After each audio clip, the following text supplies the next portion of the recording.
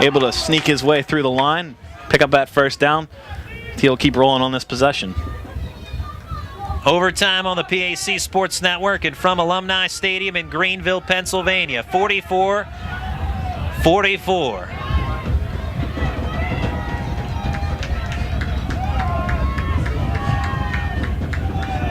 Shotgun Smith hands it off to Potter. Right up the gut. Driven down around the 12-yard line of Grove City. Looks like Jason Skirm got in there, pulled down Potter, came around the end and actually jumped on Potter's back as he dove through the line. That means the Tomcats have eclipsed 2,000 yards on the ground this season.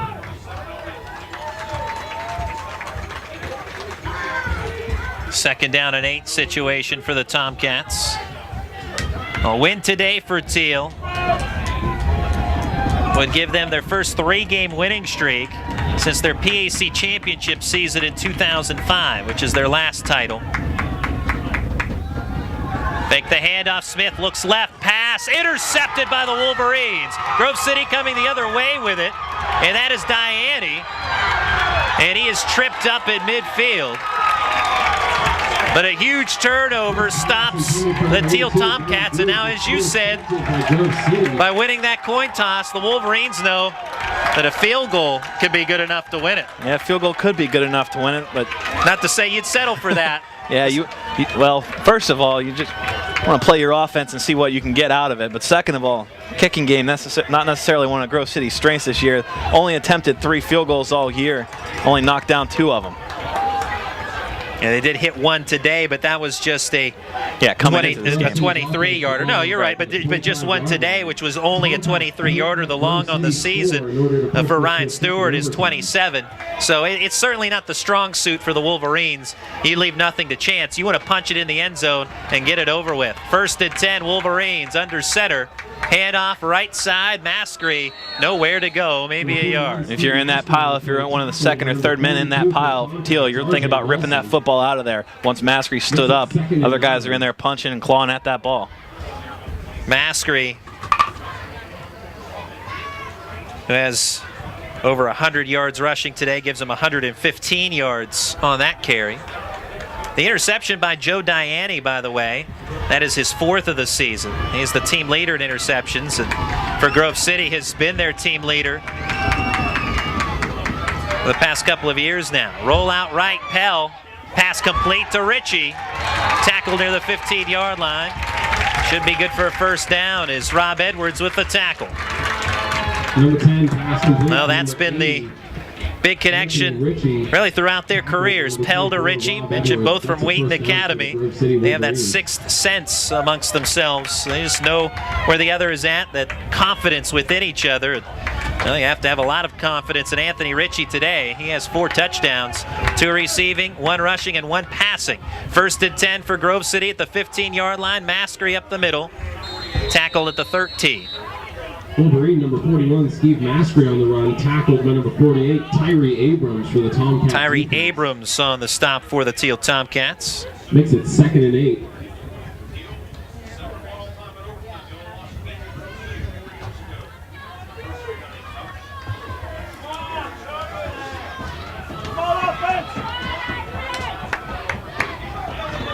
Tie game in OT. Any points here by the Wolverines will put it to bed. Pell keeps it. Stiff arm has the 10-5 touchdown. Grove City Wolverines win the Mercer County Cup. Runs it in for the touchdown, and that's the end of the game. Grove City Wolverines 50, Teal College Tomcats 44. And the Wolverines storm the field, and their senior quarterback Brian Pell, who has rushed it into the end zone for the game-winning score at overtime. Grove City with a 50-44 victory.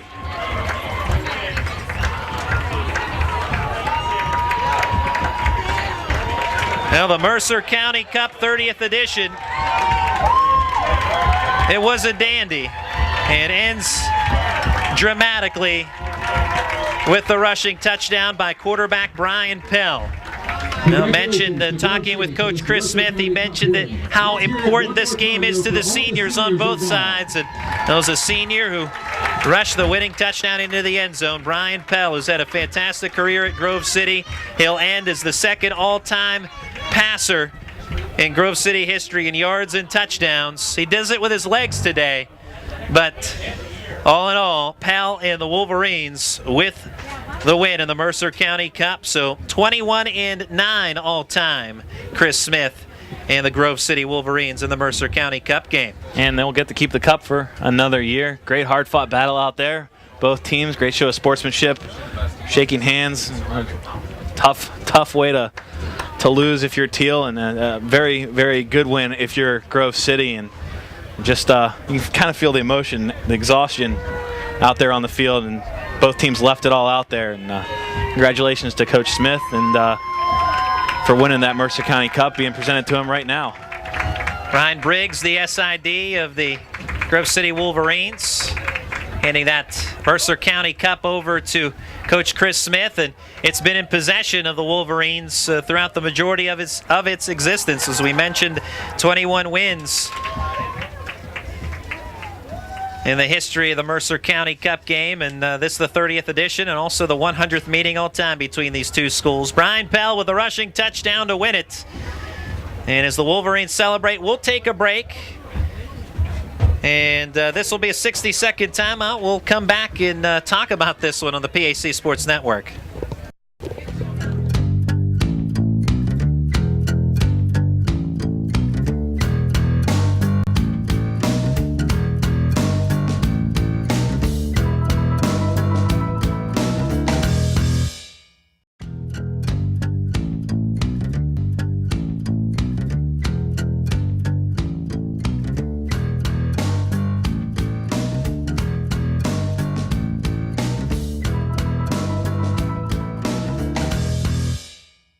For 3 generations, Sharps Furniture has been proud to serve southwestern PA with their brand of personal service. Being an authorized dealer for Lazy Boy, they are dedicated to providing the finest quality products made here in the US of A. Looking for custom upholstery? Sharps carries a large selection of upholstery to choose from, all made in America. And their friendly staff will deliver right to your front door. Sharps Furniture, your authorized Lazy Boy dealer. Family owned, family operated since 1917. Located just off I-70, exit 19B in Washington, PA.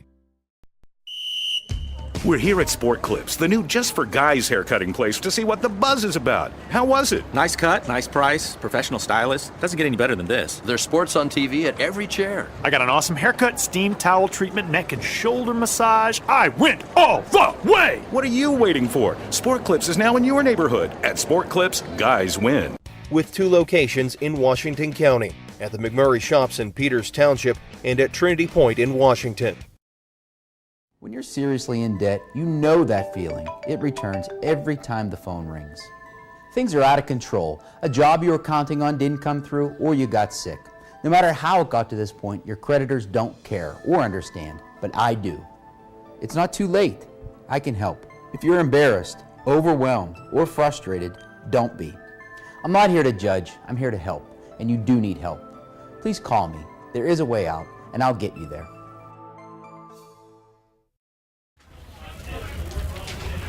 Hey, just so you know, player of the game will be Anthony Ritchie if Caitlin wants to get a shot of him.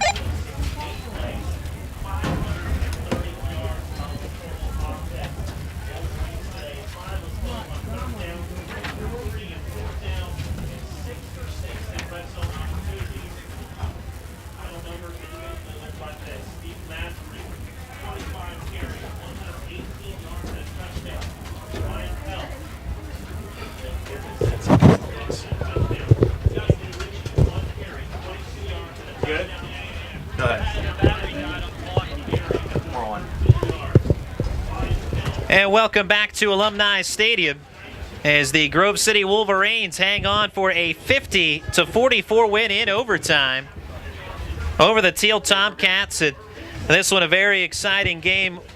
We'll give you the Cliff Notes version of this one because with so many touchdowns today, it was a 27-24 lead for Grove City coming out of the locker room at halftime. Grove City made it 30-24 with a 23-yard field goal by Ryan Stewart. Teal Tomcats tied the game 30-30 with a 1-yard rushing touchdown by Rich Colasar. The extra point attempt failed. Game stayed tied. Teal took a one touchdown lead on a 1-yard rushing score by Andrew Smith to make it 37-30. That was early in the fourth quarter at 12:24 on the clock.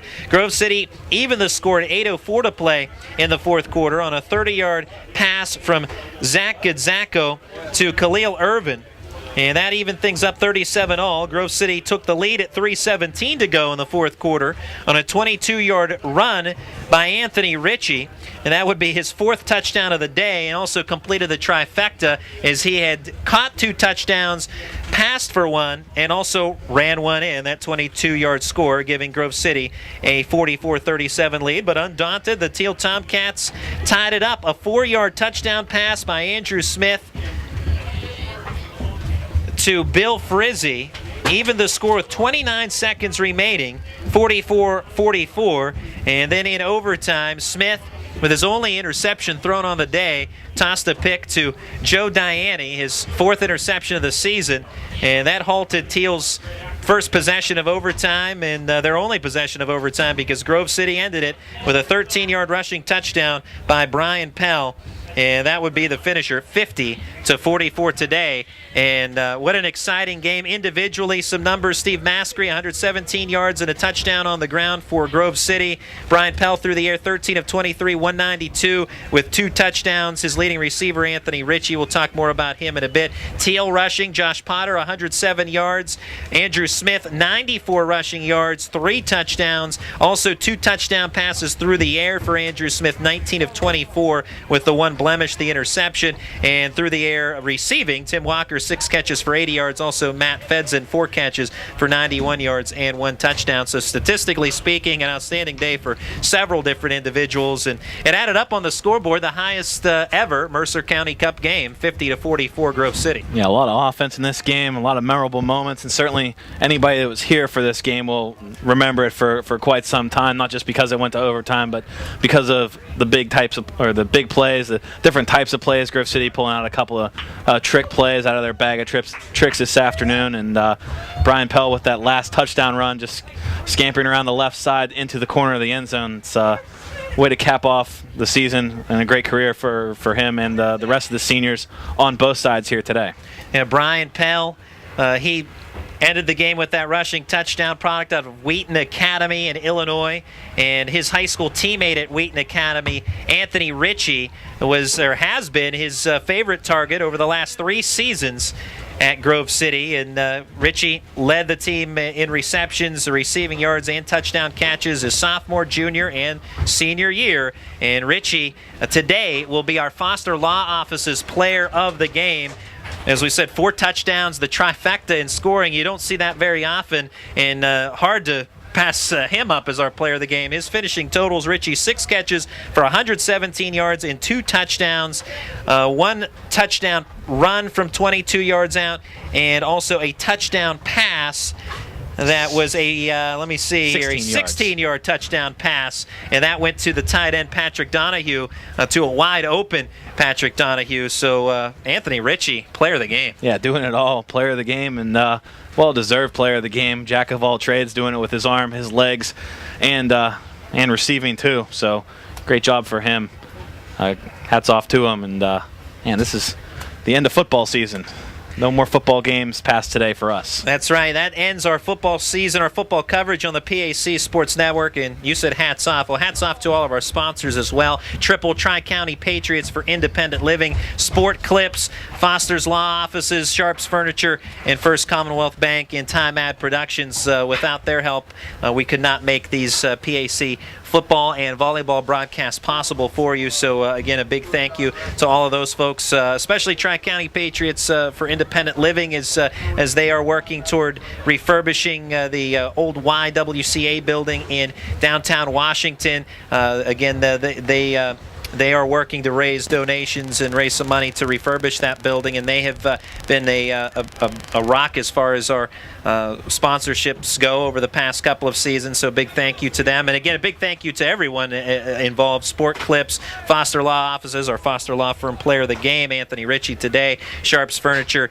in Washington, and First Commonwealth Bank. So they make it possible. Hats off to them, and we're looking forward to PAC basketball coverage, which will get started in no time. No time at all. Actually already started. We will start our coverage sometime soon, and we'll have a schedule out for everybody in the coming days and weeks. Yeah, December 4th will be our first basketball broadcast. Again, as Justin said, our entire schedule will be unveiled on the conference website, so you can stay tuned for that. Also on our website as well, pacstream.net, and we'll have more information. You can check with Justin and Kat on our fabulous PAC blog, and visit us on Twitter at PAC Sports, on Facebook as well, and you can email us info@pacstream.net. So anyway you can get a hold of us. So we look forward to hearing from you, via email or what have you. So fantastic ending to our football coverage. Overtime affair, 50-44. Grove City defeats the Teal Tomcats. For our crew today, Kat Guyan, the floater today, so to speak, is she was doing some extra work for us. Dave Floyd, our producer, Caitlin Edwards, our camera person, my partner Justin Piles. I'm Randy Gore. We'll talk to you again soon when it is PAC basketball time on the opening night of PAC basketball coverage on December 4th. So that'll be our next broadcast. Again, check the website for the unveiling of our PAC broadcast schedule for the winter. But that'll do it. I'm Randy Gore. 50-44, Grove City defeats Teal in the Mercer County Cup 30th edition. We'll talk to you soon on the PAC Sports Network.